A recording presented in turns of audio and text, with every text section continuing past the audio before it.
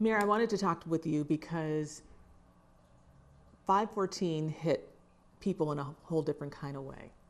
And when you reflect back on that day until now, how are you feeling? Well, it was painful then. It's still painful. I live 10 blocks away from the Tops on Jefferson. Family members shop there. My wife shops there from time to time. I'm in there, in and out of there. So it was very personal. I knew several of the people whose lives were taken. I knew family members of people whose lives were taken. Knew family members of people who were injured and survived, and know many of the survivors. So it is a very painful and personal thing. Were you like me when it happened, you could visualize the store, and then when you heard that Aaron Salter was one of the victims, and you're thinking to yourself, but wait, Aaron's right here, or I know where this is located. It just all plays out in your mind. So when I got the call, I was at Shoshone Park at a T-ball game for my great-nephew and great-niece. Was told by the police commissioner that there was a shooting at the Tops.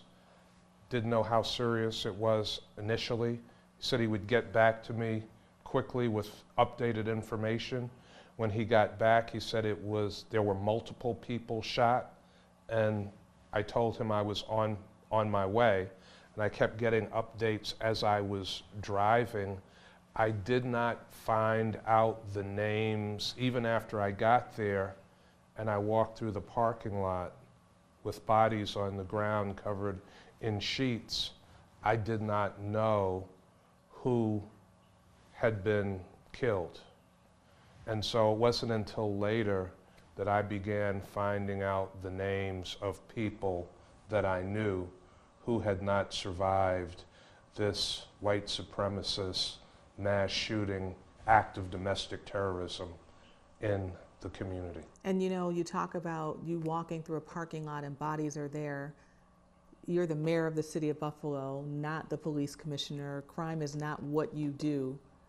That takes it to a whole nother level.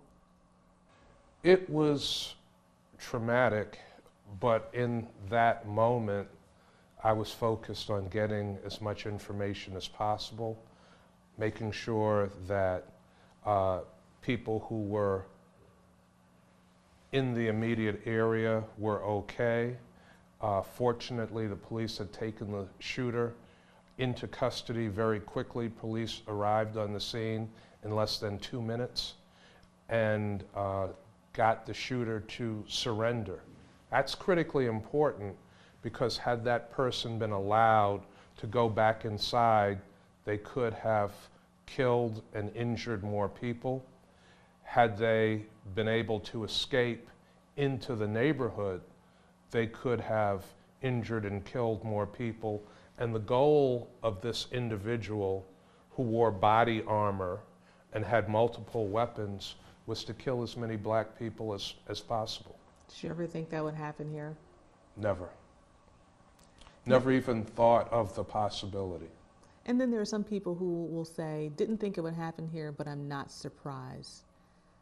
But it happened, and so now we have to look at hope and healing. What's your hope, and how are you trying to still heal?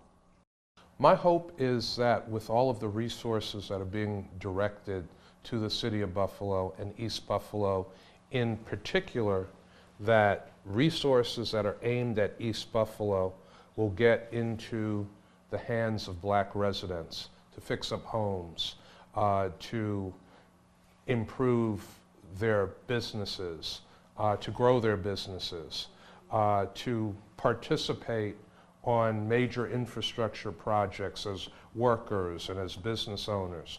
Will help children get the assistance that they need to do better in school. Will make the neighborhoods safer. That is my hope. And I believe if everybody pushes for the kind of growth and transformation that people say they want to see in East Buffalo, that in 2 years, and 3 years, and 5 years, we will see a dramatically different, new and improved East Buffalo. Why did it take 10 people being killed for a nation to see that, you know, Buffalo has its share of problems? You're one person. I think we just need to be clear. You're one person. You cannot solve all of the problems. You cannot take away everybody's ills or the ills of society. But you have a lot of power to still do things. But it took the deaths of 10 people for people to wake up that this part of the city of Buffalo is suffering, needs a lot of help, and now the resources are coming in. Why did it take this to wake people up? I think sadly that's the pattern in Buffalo and communities across this country. And it isn't until a point of tragedy that people start to think about racial inequity, health inequity, social inequity, the racial wealth gap. So 514 was a stark reminder of the racial inequities that exist. The pandemic exposed the racial inequities that exist in Buffalo and across the country. The killing of George Floyd, also another tragic reminder of the inequities that exist. So this is the sad pattern in our country, that when there's a tragedy, people are reminded, they want to take action, and then soon they forget. They go back to business as usual. That can't happen in Buffalo, not this time. That can't happen. It won't happen, which is why this Remembrance Weekend is so important, so that people won't forget, so that we will be reminded that there is a lot of work to do to address all of the racial inequities that exist in East Buffalo. That's why I've traveled to the White House so frequently. I've had multiple opportunities to be face-to-face with President Biden and Vice President Kamala Harris, and they haven't forgotten. Every time I see them, they bring it up. They ask about people. They ask about the community. And as I've said to federal officials, state officials, and others, as this money comes here, the design has to be intelligent. The use has to be strategic. So we can't see billions of dollars flow into the city of Buffalo, much of it earmarked for East Buffalo, and it not have an impact on the black people that live in East Buffalo. Are you going to make sure that happens? I am pushing every day to make sure that that happens. Every opportunity that I get to talk to a federal official, a state official, and my own staff here in City Hall, that is part of my conversation. Because it has to be how they live, because, you know, if you go home and your house is in disrepair, your spirits are down. That's part of the health inequity. You go to the grocery store and you don't get the fresh things that you need, or you only have one around. That's part of the food insecurity. And then they look at their streets and they see that they're just ripped apart, or people just aren't caring for their neighborhood. How do we fix that part and fix people's mindsets? Well, it has to happen at every level. So there are things that the government can do, city, county, state, federal. There are things that the private sector must do in terms of hiring people fairly and equitably. There are things that not-for-profits can do, but there are things that people can do themselves. You know, I look at my own family story of when my parents bought the house that my sister Andrea and I grew up in. They couldn't afford that house.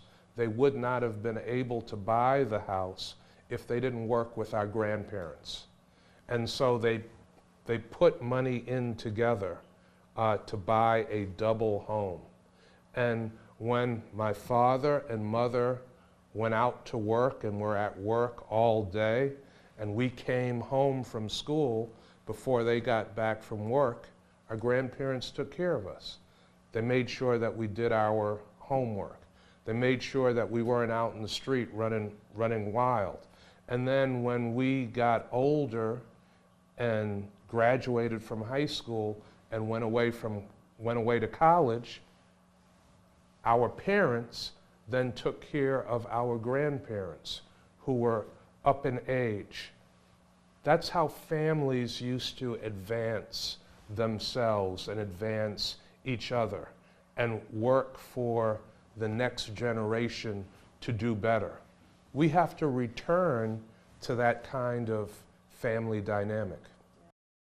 I guess I'll just wrap this up. Before I ask you the last question, I do want to ask you something that I asked a lot of people. 1 year later, do you still have sleepless nights? I wouldn't say I have sleepless nights. I feel a sense of pain and sadness sometimes right below the surface. And when I think about it, when I talk about it, I can feel myself welling up. And there are times that I let it out, I let it go. In the shower in the morning, in the shower at night, I just let the tears flow, and the water from the shower wash the tears away. So I feel it very deeply, as I know many in our community and many in many places feel what happened in Buffalo very deeply. I'm an officer in the African American Mayors Association, and I talk to black mayors all across the country. And many of them said it didn't just feel like an attack on Black Buffalo, it felt like an attack on Black America. I think we all feel that way. So what's your hope as you heal? My hope is that in some of the exemplary ways this community came together that was a model for the nation and how to deal with adversity, we will stay together like that. We will continue to support each other. Families will continue to support each other. And we will build back East Buffalo better and stronger than ever before. That the resources that flow in will be targeted, they will be specific, they will reach the people they are supposed to reach. We can't afford to be afraid to say this happened to the black community and black people. There have to be specific investments in black people and in this black community for us to progress. I think if those things happen, we will see a transformation in East Buffalo and in Black Buffalo. You think we'll see another grocery store eventually in that area or in East Buffalo? I think it is possible to see another grocery store. The work to get this grocery store was difficult. I was the lead council member that worked to bring this grocery store to the community when there were many in the community that said, we can never get a corporate supermarket to invest in East Buffalo. It's now over 20 years that that store has been there. And as I like to say to the corporate community, the money in East Buffalo is as green as anybody else's money. And people, black people that live in East Buffalo and poor people that live in this city of all backgrounds, they often spend more of their disposable income than people who have a lot of money.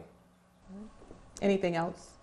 Just there is a market in East Buffalo, and I continue to encourage the private sector, corporate America, to hire from East Buffalo, to invest in East Buffalo, and to help build East Buffalo. We're good. Thank you. Thank you.